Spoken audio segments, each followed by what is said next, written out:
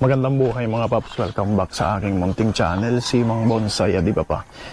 Umagang-umaga mga paps, ano? So meron na naman tayong project. Ito mga paps ay sampalok. Ayan, tama rin. So gagawin natin yan ngayon. Setback tayo, tapos susubukan natin formahin yan. So ito mga paps yung aking sampalok. Tingnan nyo naman, maliit pa. So galing ito ng mga paps ng seedling, tapos grafted dito sa part na to. Ito na mga pataas niya, ito yung original na branch. So gusto ko lang idira itong grafted kasi sweet tama rin daw to. Kung mapapansin nyo, iba yung bark niya. So tatanggalin ko itong mga paps. Ito. So tara at i-workshop natin. So tara mga paps at subukan na natin itong gawin. Kung mapapansin nyo, sobrang taas. Tapos ito, parang wala na rin yung mga gamit to. So tatanggalin ko na agad ito. Yan, tanggalin na natin agad itong main branch. Yan. So, naging sacrificial branch na lang to. So, yan o, malaki na sana. Tapos ito lang yung iwa-wire ko. Puputulin ko na to muna, linisin muna tong tira na to para hindi na siya mag-generate ng branch. So, ginagawa yun mga paps, yung sacrificial branch para lumaki yung trunk. So hinayaan ko lang siya na humaba ng humaba para tumaba yung pinaka-trunk niya. So ngayon tatanggalin ko na para ito naman yung lumaki, makahabol mga paps. So yan yung ginagawa ko para magkaroon ng tapering. So hindi po ako mga paps sa master, hindi pa, beginner pa rin ako naman sa bonsai. So yung mga idea na yan ay nakuha ko rin sa mga nag-share ng mga bonsai ideas. So natutunan ko rin sa kanila. So ngayon, i-share ko rin mga paps,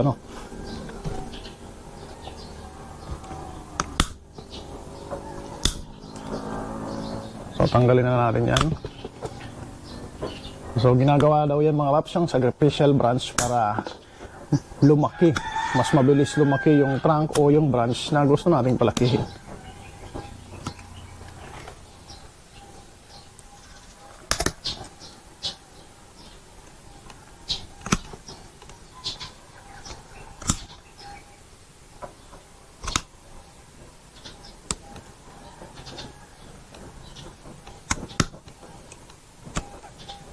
So, ayan na lang siya mga paps. Yan na lang natira sa ating sampalok. Yan na lang yung natitira, wala na yung sobrang haba na branch. Ngayon, ito lalagyan ko yan mga paps nitong wood glue para masil yung niya, yung wood, yung sugat at maano siya, hindi mag-dry, hindi rin lumabas yung kanyang sap doon. At the same time mga paps, maganda yung healing. So maraming sealant na tama para gamitin sa bonsai pero wala tayong ganon. So DIY lang to. Ito naman mga paps ay natutunan ko sa mga kabonsai din natin na nag-share, yung mga master natin. So pwede daw to ilagay na pang seal sa sugat at para maganda rin yung paghilom niya. Wood glue lang mga paps. Madaling mahanap, madaling mabili. Mura lang.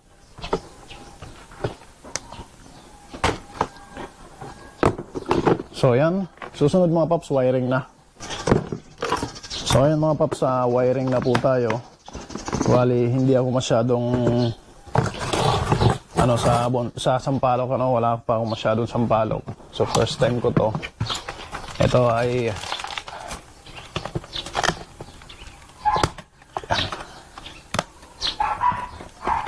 so sana ako ay mapaganda mga paps.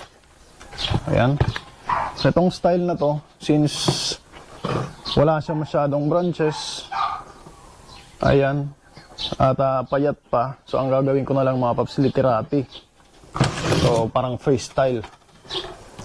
Ngayon, i-wire natin yan.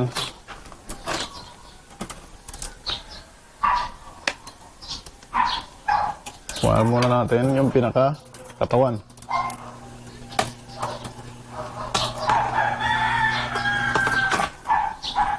Ito napabayaan kasi itong mga paps ng matagal kaya nag-wild yung original niya branch niya. So, okay lang. At least lumaki naman yung kanyang trunk. So, matagal lumaki ang trunk ng sampalok lalo na kapag nakapaso. Kaya maganda rin na nakakapag-wild minsan yung ating mga halaman.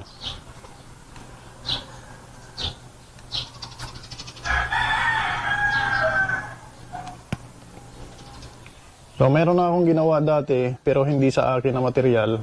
So, sa ngayon mga paps, sana ay na-update ko sa inyo, no? So, sa ngayon maganda na yun. Yung ginawa ko na sampalok dati. So, kung gusto niyo mga paps mapanood, i-scroll nyo dyan sa mga videos. Makikita nyo dyan mga paps. So, ayun mga paps, itong wire, dodoblihin ko siya kasi medyo malaki na yung trunk niya. Hindi na kayang i-bend nitong kung isang wire lang. So, dodoblihin ko siya. Tapos pag doble ko mga paps, diretso na rin doon sa branch yung wire.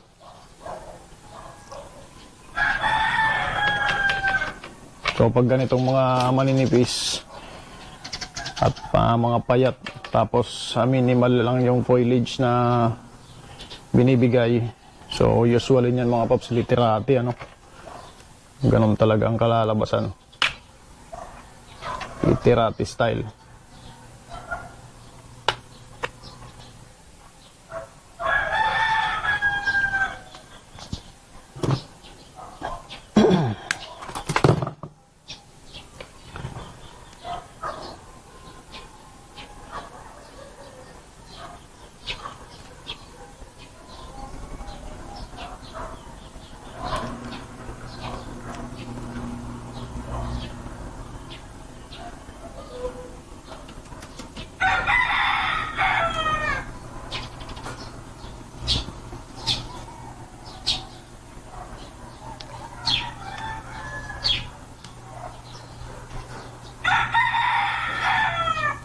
So, itong literati style mga paps, parang freestyle to.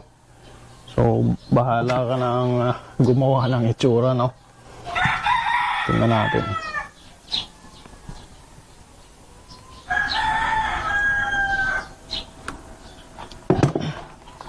Kaya na kaya i-bend?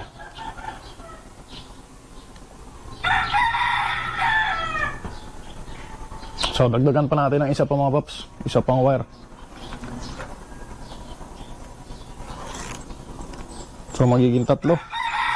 Wala kasi akong heavy gauge. So, meron ako dyang heavy gauge mga paps pero maliliit pa. Gamit na. Kaya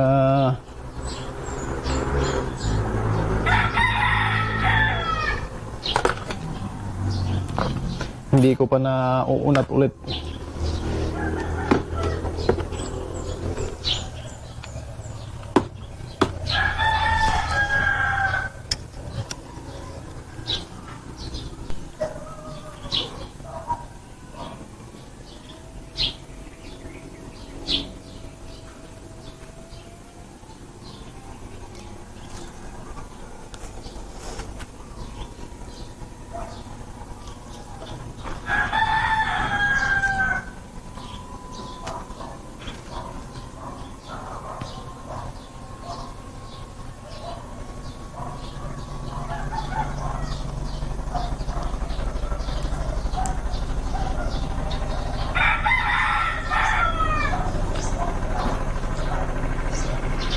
Yan, wiring tayo.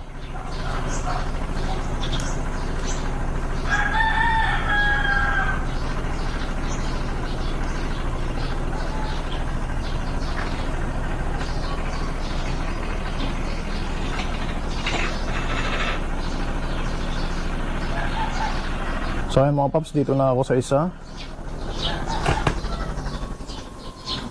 Gamitan natin ng medyo maliit lang.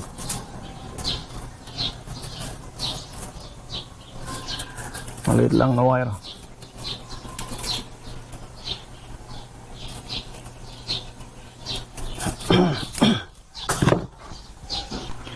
So ayan na siya mga paps, at na-i-wire ko na lahat ng branches, primary at secondary. Yung mga ibang naiwan na hindi naka-wire ay hayaan ko lang muna. So ngayon itatry ko na siyang i-bend. Pinakaplano ko ay literati style. So minimal kasi mga paps yung branches, ano, kaya medyo mahirap ang iporma ng mga formal or mas common na forma. So ngayon ililiterati ko siya. Hindi ko muna tatanggalin yung mga maliliit na branches dyan mga paps kasi baka magamit ko yan later on. So hayaan ko lang muna sila dyan.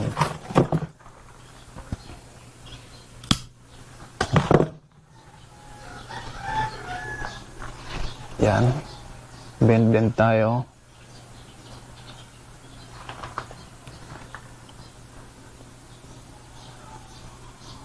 So ang tinatry kong i-bend mga paps ay yung yung wire para sumunod yung kahoy niya, hindi yung kahoy, hindi yung branch ang binibend ko.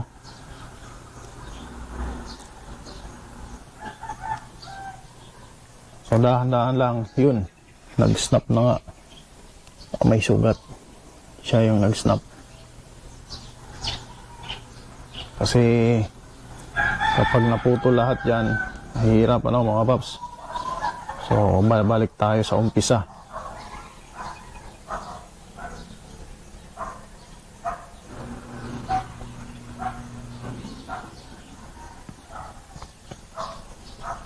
Handanin natin. Tignan natin kung yan, pwede.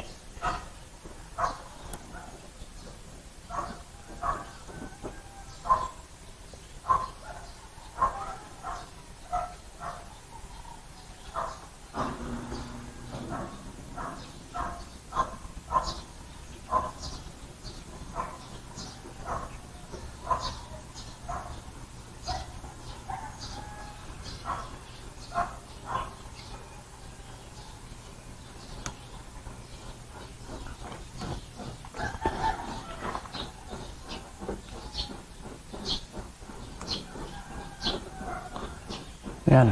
Yan. Sana makuha natin mga paps kasi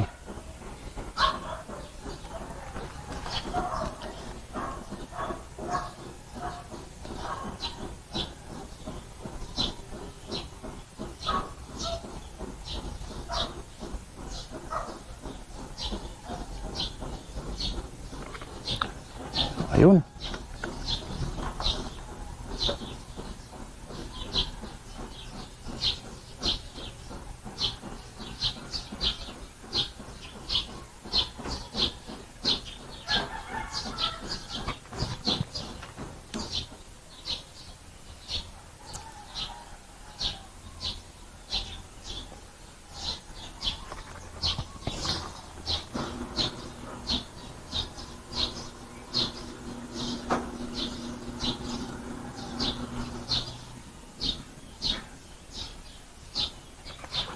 So yan mga paps, itong part na to, puputulan ko na muna yan para ito yung magtuloy. Yan. So ngayon yan lang muna mga paps. Tingnan nyo.